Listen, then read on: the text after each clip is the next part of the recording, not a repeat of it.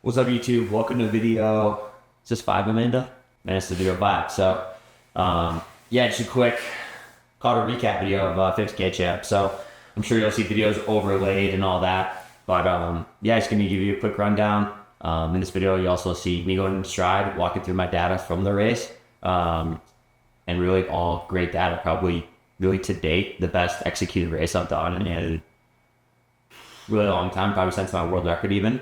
So yeah, we'll kind of walk you through it. So I know we'll get this question, so get it out of the way right away. But we're the Evo ones, so this is just the stock model. Stage number 202 of 911 of a different lot they did. So great shoe. Yeah, this is going to the race. This is going to be basically my only option. I could have won the Pro 4s, but see feeling them now. Exponentially lighter. Obviously a little bit of rod configuration and foam configuration.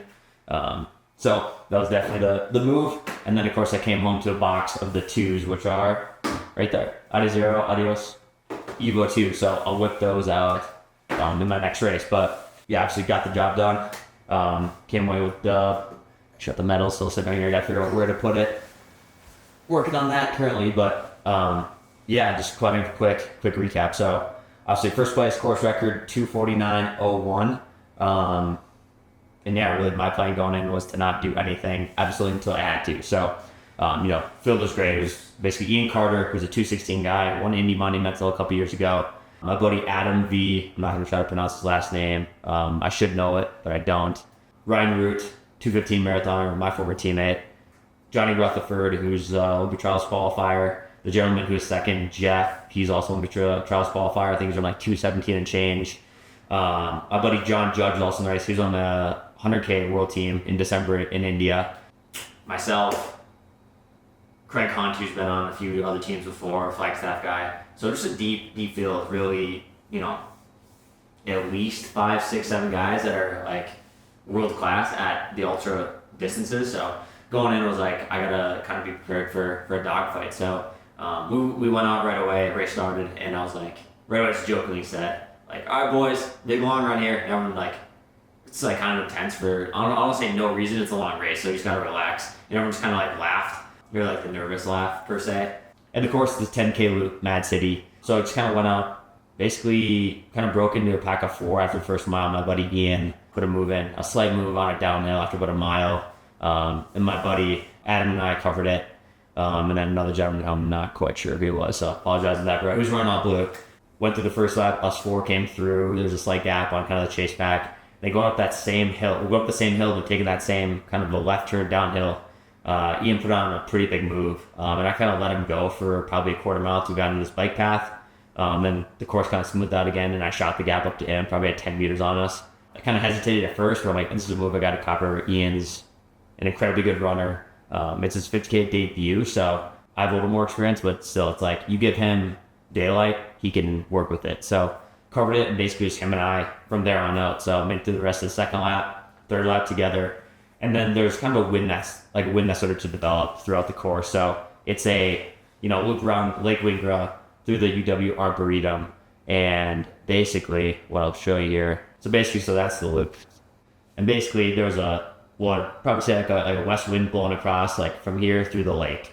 So we were fighting that, and I could tell throughout kind of going into the fourth lap that Ian, especially when we hit kind of the start finish area with the headwind, that he was kind of laboring, working a little harder than me. Could clearly hear him breathing harder than me, but I was just sucking in, chilling.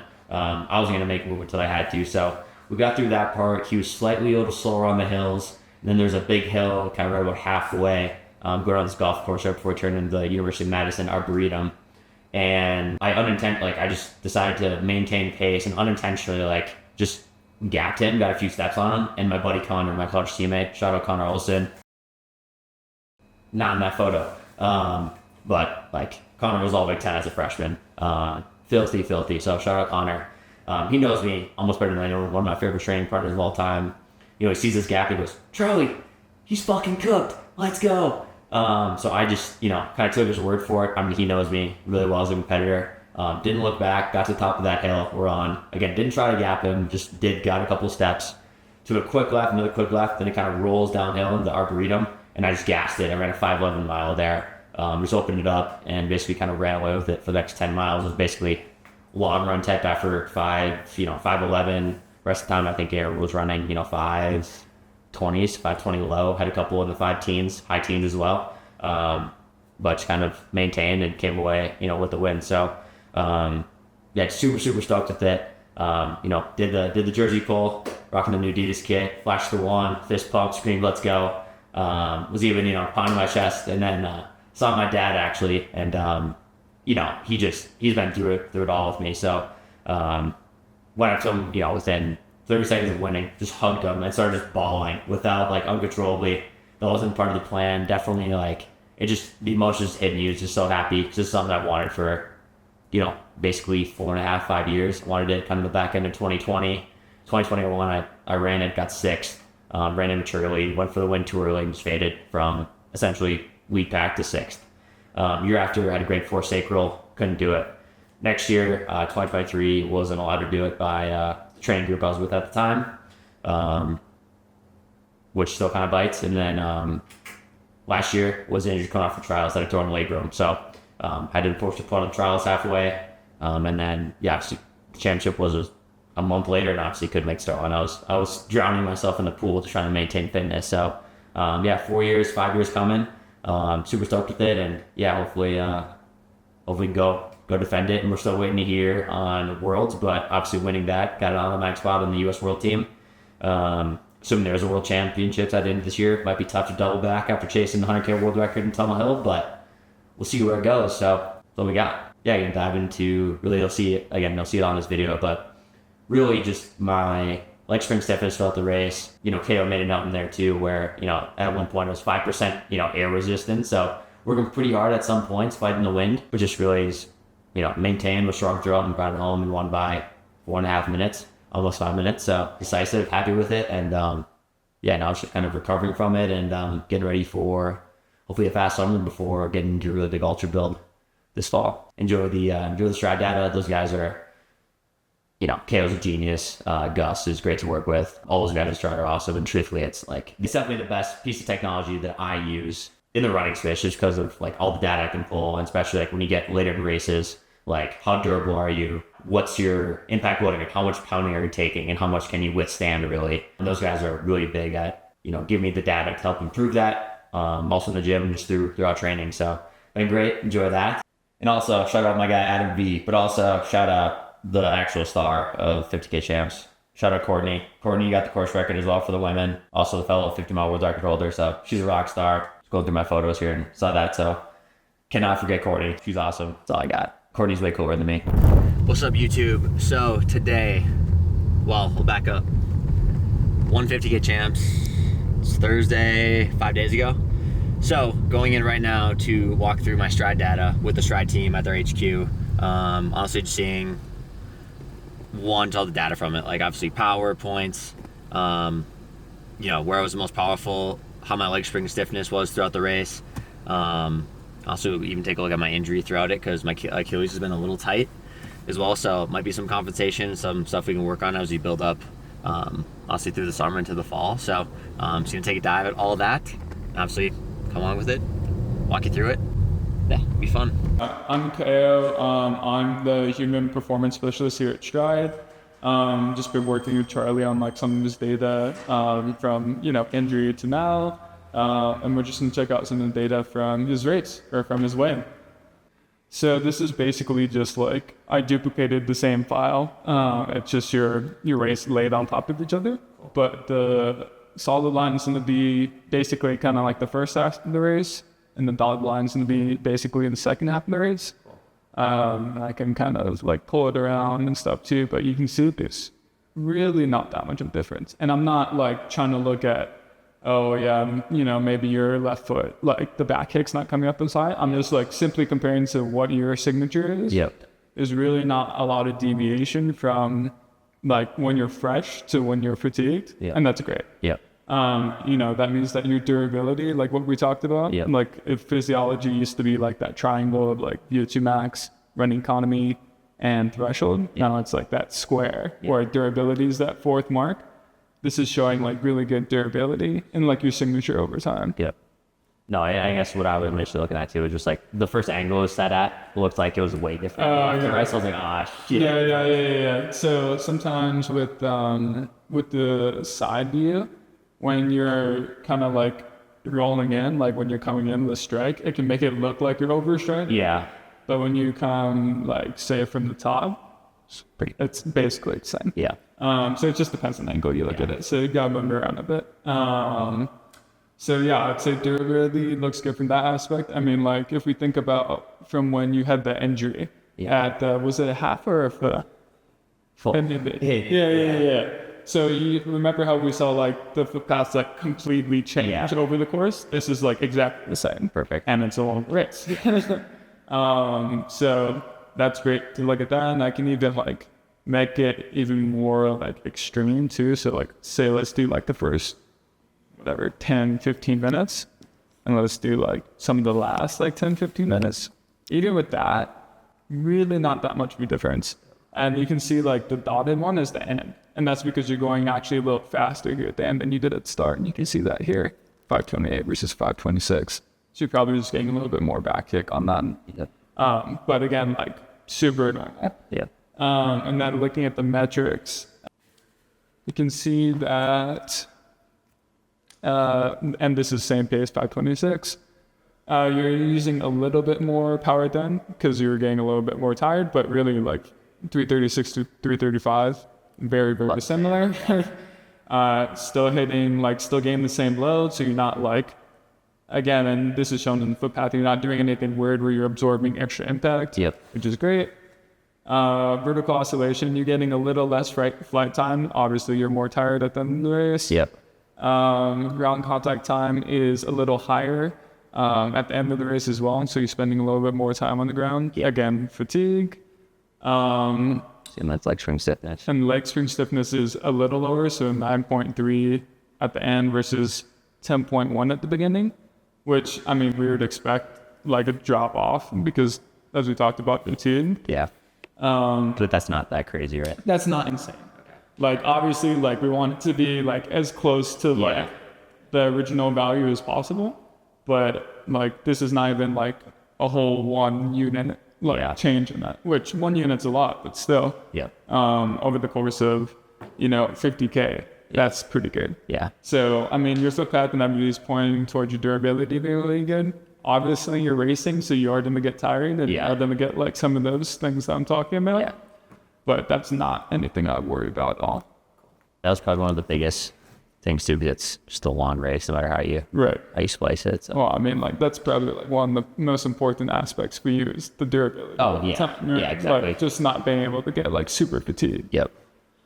And then to highlight kind of like the pacing of it, I have basically the first half highlighted. So you can see that the power up is 335. And then we'll go to the second half, 334, like we're under 1%, like in terms of like you're evenly pacing. Which is great. Like that's like over the hills and everything. Like that's, what's allowing you to have this like little surge at the end where you're like picking up and you're feeling good. And I mean, I don't know, like say from your subjective point of view, did you feel like you're like pretty even over the course of it? I mean, obviously effort did increase, especially when like, basically on this hill, the second to last one was when I passed my buddy, like I unintentionally gapped Ian Carter, like he was basically like, I'm not gonna make a move until I have to, and he basically was like slowing down in the headwind. He like really slowed down on this climb in particular, and I just like didn't even try. I was like, I'm just gonna maintain my effort, not increase anything. I got a few steps on him. Didn't even look, but my buddy was on top of the like, he's fucking Chuck. He's fucking Chuck. He's done. And so Ian can clearly hear it. So I just like, I get up this hill. It's like a quick left, another quick left, and you can see the. And I'm just like, I basically just went into long run mode and just like hit the gas. Split like a 5 to low and just like ran away for the next 10 miles. Basically felt like a long run effort at that point. Like I've done harder efforts than the last 10 miles. I go low here in Boulder. So. And I mean, that makes sense. Like, as you go longer in the effort, especially a hard effort, the fatigue's an increase. But like, it's good to see that mechanically, like you're producing, within 1% of the power the whole time, which speaks to the durability aspect we're talking about, but also smart pacing. I kind of clicked on this guy right here, air power. So all this white shaded part underneath is just showing how strong the wind was at that point. And then also the highlight, like I won't click on it, but basically I compared like each of these hill zones to each of the flat zones that follow it. Yep. And again, it's like power was in 1%. So even over the hills and then on the flat after, Maintained. Yeah. So you kept effort, like obviously it's going to get more fatigue as you go along, but you kept power like super even the whole time, which is great. Especially like going downhill and uphill and everything like that. Yeah, I do. And then to visualize like swing stiffness for you, we can pull that up here at the start. Yep. And then we see a general decrease over time to like right about what we were seeing in like that low 9s. Yep. But again, it's not like it like cratered. But when you're starting at, you know, let's just highlight this section. Where are we at? 10.5. It's really not too bad. Yeah. But you do see like the general trend of it. Slowly going down. Right. But I mean, like, no one's gonna have a straight across flat trend. Yeah. It's just how can we make this even more flat? Yep. Like, how can we make you even more durable to fatigue? And you know, a lot of durability stuff is, you know, miles over time. Yeah. It's, you know, possibly heavy lifting in the weight room, plyos. Yep. That helps. You're already doing that. Yep. I mean, I think you're doing everything you can. And like I said, the foot path. Everything, bro. Right. The footpath looks really good too, and like that's like coming off your injury. That's like one of my biggest things to look at too. Is just you're maintaining the same biomechanical signature over time, and you're doing that. Yep. And you're maintaining this like similar power profile. The fatigue things I'm seeing are normal. Yep. So I wouldn't worry too much about that. From the fall, and this is just something that Dustin and I sort of discussed. So I'm not sure exactly like what you know on it, but before, is this my total impact loading rate, or is that just for that section? So this is averaged over whatever section we're looking at. Okay. So over the whole course, this is the average of that. But say if I had done I guess really, what was the full? this part, it's still 85. Cool. Because the one thing we had talked about, I don't know if I think this is definitely proven, but before it was like my impact loading rate, if I was over 80 for extended period of time, it'd be like a drastic drop. And I think this showed obviously 84 throughout Yeah. So basically the totality of it. yeah, you can see usually impact loading rate like really increases when you're going like down steep hills. But it looks like you're able to keep it like pretty consistent. Yeah. So but my thing though is, do you think it's also just like the training effect of like, because before it was like if I'm anywhere over 80, I might break down for too long. And this is I maintained clearly Yeah. 84. For sure, yeah. I remember you guys talking about that before. That could definitely be like an improvement, you could say, where you're able to take on more of that load. Yep. And able to deal with it better. And that could just be due to like, you know, it's cheesy, but like you get injured and then you do all like the little things, right, that actually made you come back a little stronger than you were in the first place. Yeah, I mean, I started lifting heavily in the gym 3 times a week. Yeah, and I'm sure you felt out the downhills too. Oh, you didn't feel like your legs got as like wrecked as No, dude, that was my biggest worry. Cause it's like, this is like, again, doesn't like, I mean, it kind of looks crazy, but like, it's a lot of like, even that though, like you take that's within like a mile. Right. You take it, it's like a sharp left, you're just like, oh. Yeah. It's like, God, like this is going to get worse every time. And it, obviously did slightly. Right. Like, yeah, I mean, it seemed like you got into like the 90s when you were going down the hill, but it really didn't like impact your like leg swing stiffness too much, right? Because if we were to overlay these two things on each other, this stayed basically the same and this didn't drop off that much more. Yeah. So It's good. Definitely like an increase in durability, but like I said, durability is not something that's like, I don't know, like I feel like the threshold's a little bit more like manipulable than durability. For sure. And durability, as given the name, takes a little bit more time. Yeah. But I think you're seeing good signs of that here. Cool.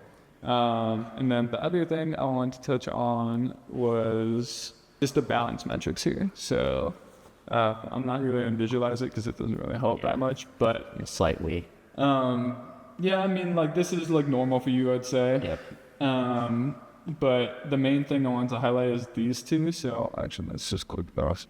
LSS balance and impact loading rate balance. So basically, this is saying that you're taking more force on your right side. Yep. Which we would usually see LSS be lower. because of that on the right side. Got like kind of inverse. Yeah, exactly. So like if you think about it, like if you're hitting harder on your right side, you're beating that right side up more. Yeah. And then leg spring stiffness is gonna get fatigued faster, Yeah. which is kind of what we were seeing coming off your injury a little bit as well, which is like a normal pattern that I see. But here I'm saying you're hitting harder on your right side and your LSS on your right side's still higher than your left side. That's because it's, I mean, I've always been like, it's definitely stronger than my left leg for sure. Yeah, that's kind of what I was getting at. Is like, it seemed like before when you were looking at your injury, it was like, like you look pretty like similar on both sides because you're hitting harder on your right, but it's getting tired more, right? Yeah. So we saw that like shift. Yep. Whereas now it's like you're hitting on your right, but still staying here, which is great because it's durable, right? Yep. But like maybe like strengthening that left side is like maybe like going towards like increasing durability and stuff like that. Getting that left leg a little stronger, a little bit more durable. Being able to create force a little bit more effectively might help for sure. Like that might be like the low hanging fruit. If you will. Yeah. I just bounce out a little bit. Right leg doesn't get as fatigued. It's kind of funny where, not funny, just like the timing as well. Like when I was in Germany, I did like full body scans, you know, and everything. It was like I you know, like stood in the thing and like scanned it. Right. And my right leg is, I have it's back on, but like my right leg is even like bigger than my. Oh yeah, the lean muscle mass. Yeah. It's just like you know, if I was kind of knowing that, but it's like it's actually like clearly. Yeah.